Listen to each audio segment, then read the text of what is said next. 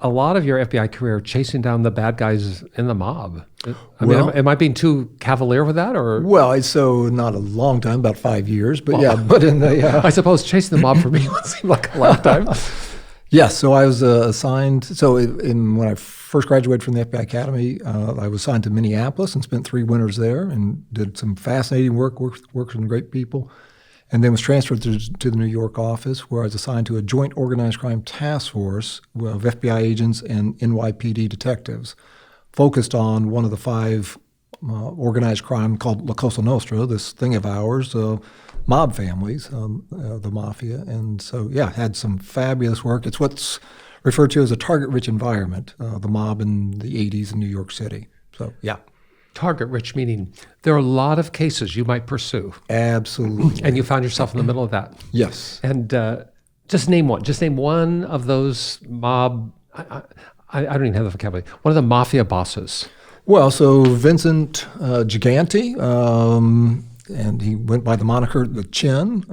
He was a boss of the Genovese family, which was the largest of the 5 mafia families in New York. And at that time, there were 26 LCN, La Cosa Nostra families. And Ryan's pulled up a picture of you arresting him. It looks like you're walking right alongside of the Chin. This is the New York Daily News front cover. Okay, yeah.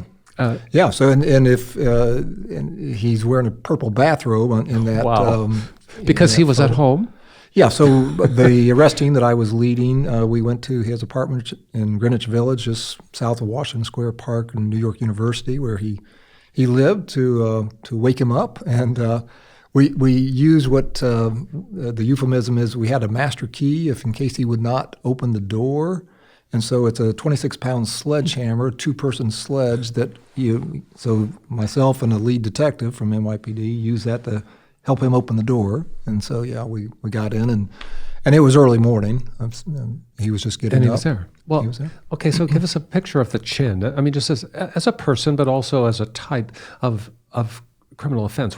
Why is he in the crosshairs of the law? What's he doing that makes it problematic? So the big tool that the FBI and Department of Justice, U.S. Attorney's Office had was what's called the RICO statute, the Racketeer Influence Corrupt Organization statute, because you could bring in any number of different individual criminal offenses. It might be murder, it might be extortion, loan sharking, which is high interest rate loans, and then all these other things. And so if we could indict the Chin or anybody else on RICO charges, that had enhanced penalties and allowed you to bring in a lot of information as evidence that you wouldn't be able to in a individual murder case, for instance. Exactly. Yeah.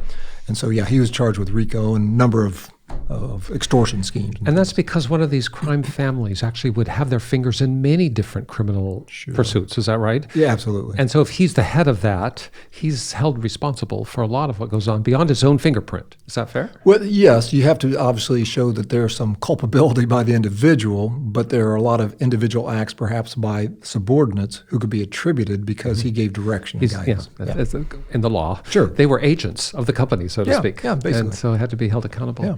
So how did that go down? You get the guy in his house. I mean, again, I'm hearing you talk, and I'm just like watching TV. Let me go this way. Well, you come to a door. You don't. This is a mafia boss that you're going to take down that morning, ostensibly by surprise.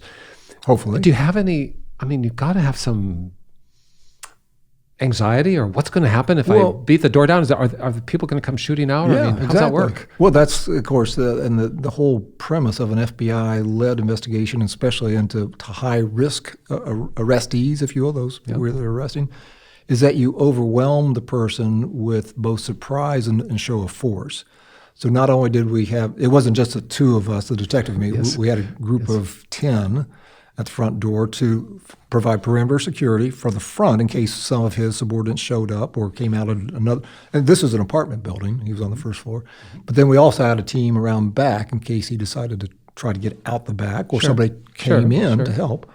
But the whole thing about him, which was interesting, is that he was alleged to be insane and not culpable standing trial.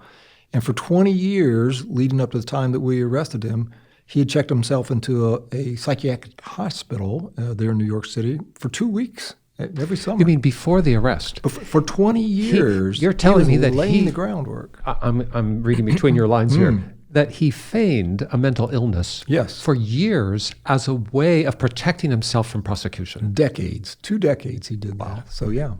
And just one other anecdote, but for example, if he thought that we had him under surveillance, for example, in Greenwich Village, a popular tourist area and everything, he'd be walking around in his purple bathrobe and his little chapeau, and perhaps with somebody.